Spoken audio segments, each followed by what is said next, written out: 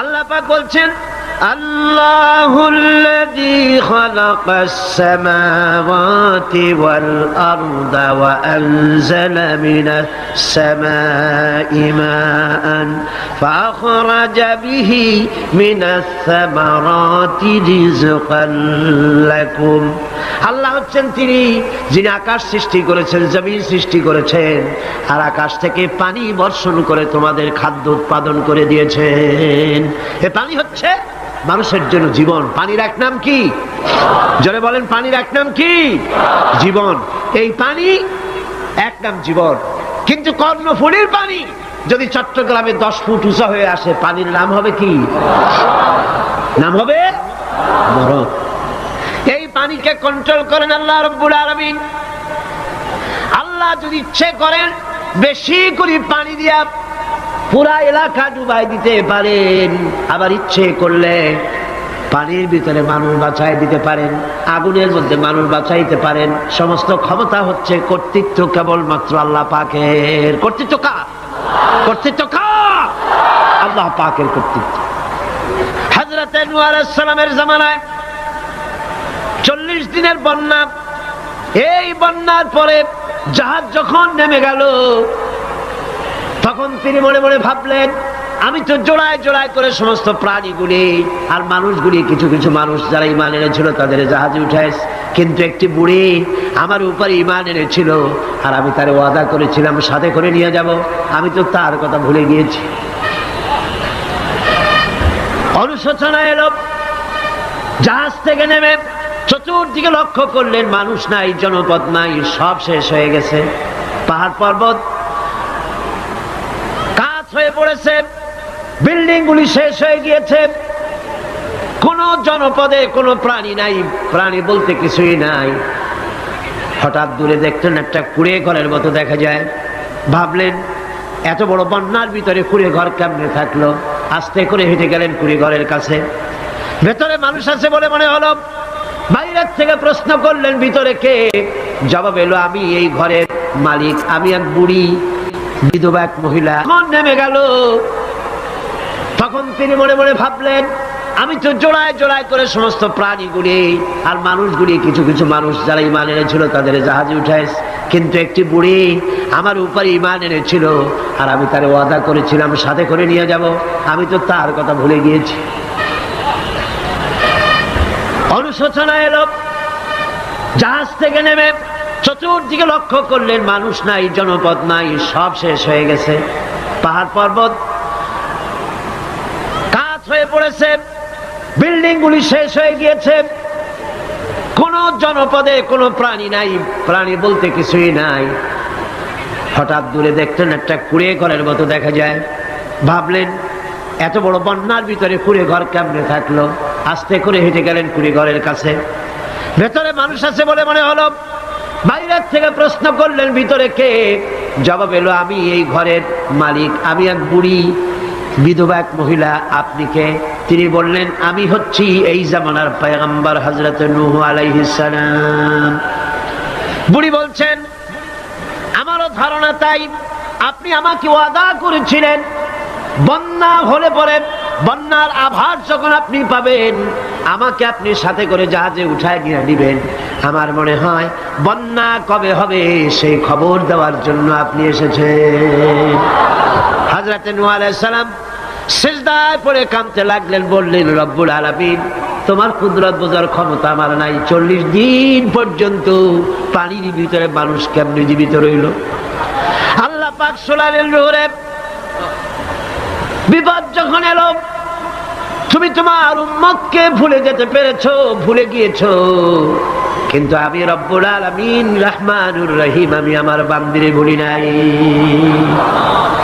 পানির স্রষ্টা আল্লাহ, পানির ভিতরে তিনি বাঁচাতে পারেন, আবার তিনি আগুনের ভিতরে বাঁচাতে পারেন, সব কিছু করতে পারেন। সমস্ত ক্ষমতা আল্লাহ পাকের। সমস্ত ক্ষমতা কার? আরো জোরে বলেন, কার? আল্লাহ পাক বলেন, এভাবে করে আমি আকাশ সৃষ্টি করেছি, জমিন সৃষ্টি করেছি, বৃষ্টি দিয়েছি আর চন্দ্র সূর্য তৈরি করেছি, তারপরে আমি তোমাদেরকে নিয়ামত দিয়ে ভরে দিয়েছি। وَإِن تَعُدُّوا نِعْمَةَ اللَّهِ لَا تُحْصُوهَا। আমার নিয়ামত যদি গণনা করো, গুনে গুনে আমার নিয়ামত শেষ করতে পারবে না। সুবহানাল্লাহ। হাদা খালকুল্লাহি ফাআরুনি মাযা খালাকাল্লাযীনা মিন দুনি। এ হচ্ছে আল্লাহর সৃষ্টি, আর আল্লাহ বাদে অন্যরা কি সৃষ্টি করেছে দেখাও। যদি ক্ষমতা থাকে দেখাও কি সৃষ্টি করেছে অন্যরা। আছে কিছু? আছে কিছু? সমস্ত সৃষ্টির মালিক কে? আরো জোরে বলেন কে? সব কিছুর স্রষ্টা হচ্ছেন আল্লাহ পাক। ওই আকাশের মালিক কে? চিল্লায় বলেন জোরে সোরে, আকাশের মালিক কে? বাতাসের মালিক কে? চন্দ্র সূর্যের মালিক কে? পৃথিবীর মালিক কে? গোটা সৃষ্টি জগতের মালিক কে? সবকিছুর মালিক যিনি, তিনি বলছেন এগুলি সব আমি সৃষ্টি করেছি। ফারুনি মাযা খালাকাল্লাযীনা মিন দুনি। আমি ছাড়া অন্যরা কে কি তৈরি করেছে দেখাও। আল্লাহ রাব্বুল আলামিন এভাবে করে মানুষের জন্য সব কিছু সৃষ্টি করেছেন। তার খাবারের ব্যবস্থা করেছেন, ফলার ব্যবস্থা করেছেন, গাছপালা তৈরি করেছেন, পানি তৈরি করেছেন, সব ব্যবস্থা করে দিয়েছেন। এমনকি শীতকালে পিঠা খাবেন, রসের ব্যবস্থাও করে দিয়েছেন। চট্টগ্রামের রস আছে না? কি গাছের রস? খেজুর গাছের রস। এই খেজুর গাছের গোড়া খুঁজতে খুঁজতে 5 মাইল নিচেও যদি চলে যান, খেজুর গাছের মাথায় যেমন রস পাওয়া যায়, খেজুর গাছের 5 মাইল নিচে কি ওরকম এক ফোঁটা পানি পাওয়া যাবে? খেজুর গাছের ভিতরেও কি তেমন পাওয়া যাবে? ঠিক জায়গা মতো কাটলে যেমন রস পাওয়া যাবে, অন্য জায়গায় পাওয়া যাবে না। আবার খেজুর গাছের পাশে একটা নিম গাছ আছে, কিয়ামত পর্যন্ত নিম গাছ গিয়া শোষেন। মিষ্টি লাগবে? কি লাগবে? আল্লাহ রাব্বুল আলামিন, আপনি পিঠা খাবেন, খেজুর গাছ দিয়ে রস তৈরি করে দিলেন। পায়েস খাবেন, চাউল তৈরি করে দিলেন, গম দিয়ে দিলেন। গোশ খাবেন, কিমা খাবেন, কি খাবেন, সমস্ত কিছু রব্বুল আলামিন তৈরি করে মানুষের সামনে দিয়ে দিলেন। আর বললেন খাও, পান করো, খাও, আর আমার শুকর আদায় করো। মাঝে মধ্যে পড়ো আলহামদুলিল্লাহি রাব্বিল আলামিন। এই যে ঠান্ডায় গোটা পৃথিবী, এখনো ঠান্ডা শুরু হয় না। এই ঠান্ডা শুরু না হওয়ার কারণ আমরা। এটা কারণ কারা? আমরাই। গ্লোবাল ক্লাইমেটের চেঞ্জ এসেছে, গোটা দুনিয়া আবহাওয়ার পরিবর্তন হয়ে গিয়েছে। শীতের সময় শীত নাই, গরমের সময় গরম নাই। এটা কি খুব ভালো? এটা কি? এটা রোগ ব্যাধি বেশি হওয়ার লক্ষণ। শীত যখন আসে, এত প্রচন্ড শীত, গোটা পৃথিবী যত এসি আছে, সমস্ত শক্তিশালী এসি প্লান্ট একযোগে যদি ছেড়ে দেওয়া হয়, আল্লাহ শীতকালে শীত দেন, তার সহস্র কোটি কোটি ভাগের 1 ভাগের শীতও কি পৃথিবীর মানুষ তার যন্ত্রপাতি দিয়ে তৈরি করতে পারবে? পারবে। সূর্য দিয়ে প্রতি মুহূর্তে আল্লাহ পাক যে তাপ দেন, গোটা বিশ্বের সমস্ত আগুন একসঙ্গে যদি জ্বালানো হয়, সেই তাপ কি তৈরি করা সম্ভব হবে? হবে না। আল্লাহ রাব্বুল আলামিন মানুষের কল্যাণের জন্য মানুষের যা কিছু প্রয়োজন সবকিছু একটা একটা করে এভাবে তৈরি করে মানুষের সামনে সবকিছু দিয়ে দিয়েছেন এবং প্রয়োজন মিটিয়ে দিয়েছেন। যার যা প্রয়োজন তা তিনি মিটিয়ে দিয়েছেন। আমাদের দেশে, আমার দেশের বাঘ, আমার দেশের হরিণ, আমার দেশের কুকুর, তাদের গায়ে তারা যে ধরনের ইউরোপ আমেরিকার শীত প্রধান দেশের পশুগুলি এরকমের না। তার মানে হলো আমার দেশ শীত প্রধান নয়, ছোট্ট ছোট্ট পশম হলে চলে, কিন্তু শীত প্রধান দেশের কুকুরগুলি, বাঘ এবং সিংহ যেগুলি জঙ্গলে থাকে, তাদের গায়ে এমন লম্বা লম্বা পশম দিয়ে আল্লাহ চামড়া বানায় দিয়েছেন, যা দিয়ে তার সম্পূর্ণ শরীরটা ঢেকে যেতেছে। স্থায়ী কম্বলের ব্যবস্থা রব্বুল আলামিন করে দিয়েছেন। কে দিয়েছেন? আল্লাহ পাক দিয়েছেন। এবং সেই চামড়া দিয়ে, সে চামড়া যেন আপনি ব্যবহার করতে পারেন, সেজন্য আল্লাহ পাক আপনার জন্য সুন্দর করে সেই চামড়া দিয়ে কাপড় চোপড় তৈরি করার, জামা ব্যবহার করার সব ব্যবস্থা আল্লাহ করে দিয়েছেন। কম্বল তৈরি করার ব্যবস্থা করে দিয়েছে। আল্লাহ পাক যা খুশি তাই করতে পারেন। কোরআন বলতেছে ফাআলুন লিমা ইউরিদ, যা খুশি তাই তিনি করেন। লা ইউসআলু আম্মা ইয়াফআলু ওয়া হুম ইউসআলুন, তিনি যা করেন সেজন্য কারো কাছে তাকে কৈফিয়ত দিতে হয় না, বরং গোটা বিশ্ব আল্লাহর কাছে কৈফিয়ত দিতে বাধ্য। সমস্ত বিশ্ব কৈফিয়ত দিতে কার কাছে বাধ্য? আল্লাহ পাকের কাছে কৈফিয়ত দিতে বাধ্য। প্রচন্ড শক্তির মালিক। মানুষেরা বোঝে না, ক্ষমতা যখন আসে তখন চতুর্দিকে দেখে ক্ষমতার ক্ষমতা, কি যে করবে দিশা করতে পারে না। সারা জীবন ক্ষমতায় টিকে থাকার জন্য সর্বাত্মক প্রচেষ্টা চালায়, দেশ যখন পাইছি আর ছাড়বো না, ঠিক কিনা? এই চেষ্টা চালায়। কিন্তু আল্লাহ পাকের মূল ক্ষমতা তো আল্লাহর হাতে। আল্লাহ পাক ক্ষমতা দিয়ে বলেন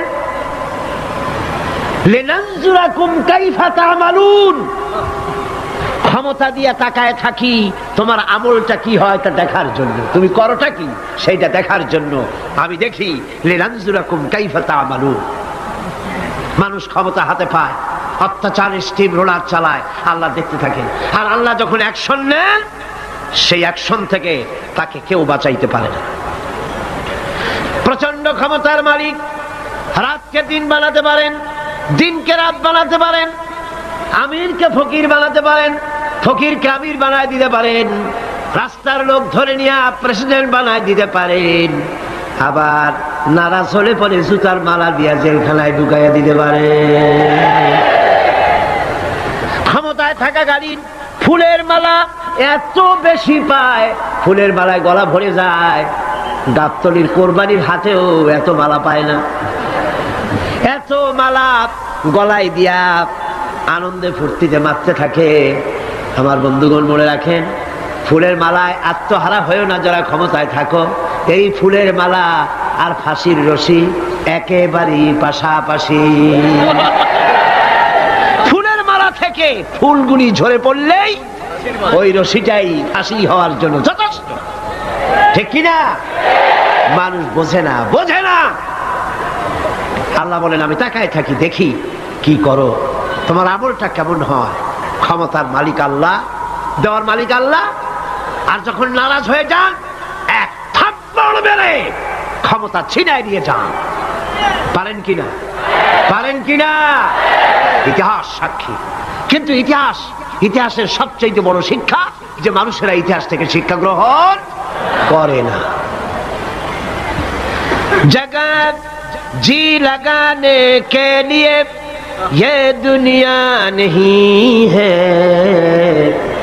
जगह जी लगाने के लिए ये दुनिया नहीं है, ये इबरत की जा है तमाशा नहीं है। पृथ्वी खेल तमाशा করার জায়গা না। ইতিহাস থেকে শিক্ষা নাও, পূর্বপুরুষদের দিকে তাকাও। আল্লাহর দ্বীনের কর্মীদের উপরে আঘাত লাগাবার কারণে বংশ শুদ্ধ আল্লাহ সাফ করে দিয়েছেন। দেন নাই? সে আল্লাহ আছে না নাই? চিল্লায় কোন আছে না নাই? সে আল্লাহ পাক আছে। সে আল্লাহকে ভয় করে। ইত্তাকিল্লাহ, সে আল্লাহকে ভয় করে। আল্লাহ পাক ইচ্ছে করলে ক্ষমতা দিতে পারেন, ইচ্ছে করলে ক্ষমতা ছিনায়ও নিতে। সে আল্লাহ রাব্বুল আলামিন ক্ষমতা দেওয়ার মালিক, ক্ষমতা ছিনায় নেওয়ার মালিক, হায়াতের মালিক, মওতের মালিক। সবাই বলুন হায়াতের মালিক কে? মওতের মালিক কে? খাবারের মালিক কে? হাসাবার মালিক কে? কাঁদাবার মালিক কে? সব কিছুর মালিক কে? আল্লাহ রাব্বুল আলামিন। ইন্নাল্লাহা আলা কুল্লি শাইইন কাদির।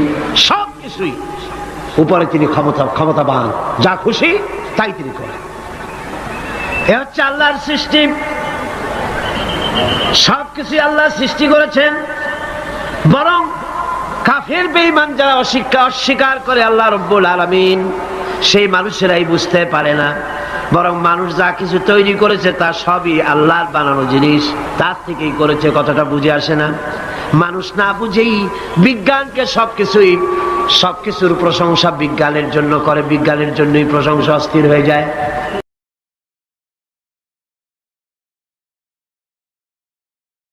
আল্লাহ পাকের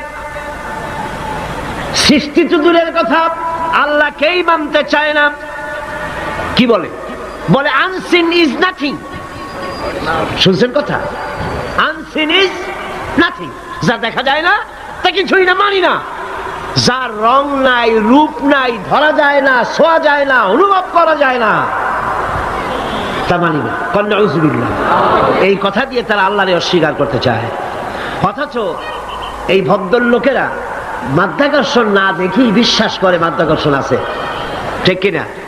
এই ভদ্রলোকেরা বিদ্যুতের শক্তি দেখেই, বিদ্যুৎ কেউ দেখে? আপনারা দেখতেছেন বিদ্যুতের শক্তি দেখে বিদ্যুৎকে বিশ্বাস করে। বাতাসের প্রচন্ডতা দেখে বাতাসকে অনুভব করে, বিশ্বাস করে। অক্সিজেন চোখে দেখে না, ইথারকে চোখে দেখে না, বিশ্বাস করে। কিন্তু এমনই নাস্তিক, এমনই কপাল পোড়া যে আল্লাহরে দেখা যায় না, তাই বিশ্বাস করা যাবে না। এক নাস্তিকের সাথে হযরত ইমাম আবু হানিফা রাহমাতুল্লাহ আলাইহির এক বিতর্ক অনুষ্ঠান হলো। সেই বিতর্ক অনুষ্ঠানে ইমাম আবু হানিফা রাহমাতুল্লাহ আলাইহি পৌঁছতে বেশ দেরি করলেন। নাস্তিক তখন উপস্থিত জনতাকে বলছে, দেখো তোমাদের ইমাম, তোমাদের ইসলামী চিন্তাবিদ যুক্তিতে দুর্বল, সেই জন্য আসতেছে না। বেশ কিছুক্ষণ দেরি করে তিনি উপস্থিত হলেন। নাস্তিক বলল, আগে আপনি বলেন, আপনি ওয়াদা ভঙ্গ করলেন কেন? সময় মতো আসতে পারলেন না কেন? তিনি জবাবে বললেন, দেখো আমি অনেক দূর থেকে এসেছি, এসে দেখি সামনে নদী, এখন পার হবো কেমনে? কোনো নৌকার ব্যবস্থা নাই। হঠাৎ দেখলাম কি এক আশ্চর্য কথা, একটা চারা গজায় উঠলো, ফট করে বিরাট গাছ হয়ে গেল। কই থেকে একটা কুড়াল আসলো, গাছটারে কাজে ভালাই গেল। তারপরে এলো করাত, বানাইলো তক্তা, এরপরে আসলো লোহা, পড়লো হাতুড়ি, হয়ে গেল নৌকা। বাহ, কি মজা! এরপর নৌকা নামলো নদীতে, আমি উঠে বসলাম, এই পাড়ি দিয়ে আসলাম, তাই যা একটু দেরি হলো। নাস্তিক কয় যে কি সর্বনাশ, এই লোকের সাথে আমি তর্ক করবো, মাথা তুই স্ক্রু শটটা ঢিলা। আরে আন্দাজ একটা গাছ হয়ে গেল ফট করিয়া। তারপরে কুড়াল আসলো, তক্তা হইলো, বিনা মিস্ত্রিতে নৌকা হইলো, এটা কেমনে সম্ভব? ইমাম সাহেব বলেন, আমার বিতর্ক শেষ।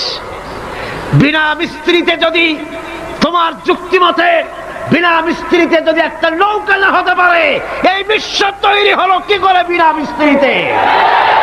ওই বিশাল আকাশ হলো কিভাবে? এই বিরাট চন্দ্র সূর্য হলো কিভাবে? কি করে তোমার ওই বডি তৈরি হলো? নাস্তিক চেয়ার থেকে নেমে ইমামের কাদমের উপরে পড়ে গেল, বলে আল্লাহু আকবার, আমি অন্যায় করেছি, আল্লাহ আমারে মাফ করে দাও।